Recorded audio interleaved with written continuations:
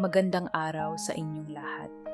Ako nga pala si Ate Juliet, ang taos pusong magbabasa ng kwento. Maligayang pagdating sa isang bagong kabanata ng ating kwento. Ako'y lubos na nagagalak at nagpapasalamat sa pagkakataong ito na magsama-sama tayo at maglakbay sa mundong puno ng imahinasyon at mga aral.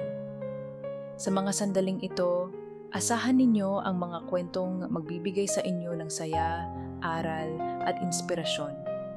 Huwag kayong mag-alala sapagkat bawat kwento ay may kakaibang kulay at mensahe na tiyak magpapalawak ng ating pananaw sa buhay.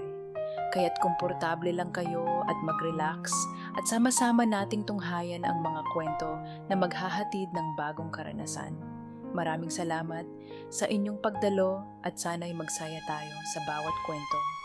Pagbangon mula sa pagkalugmok, isang kwento ng pagtutok at pagbabago.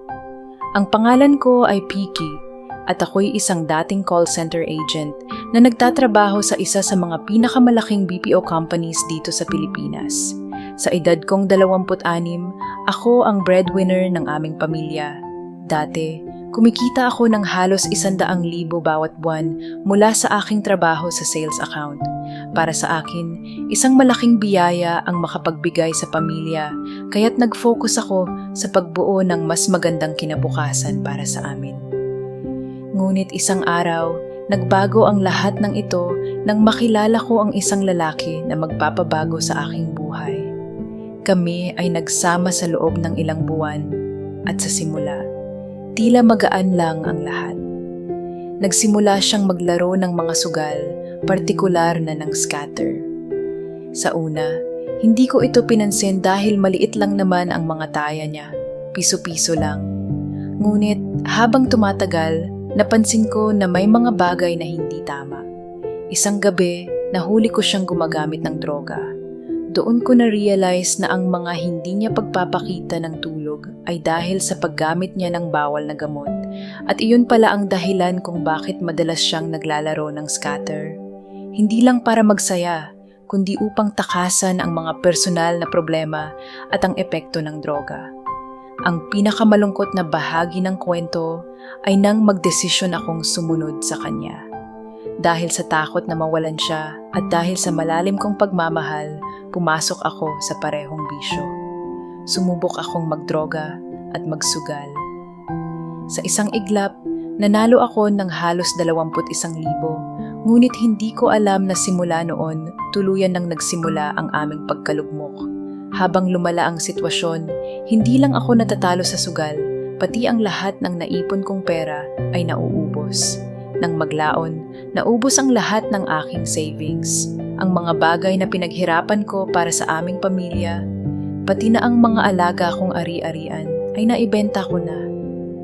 Nagdesisyon akong mag-resign sa aking trabaho dahil nakikita kong unti-unti akong nawawala at nalulugmok sa maling landas.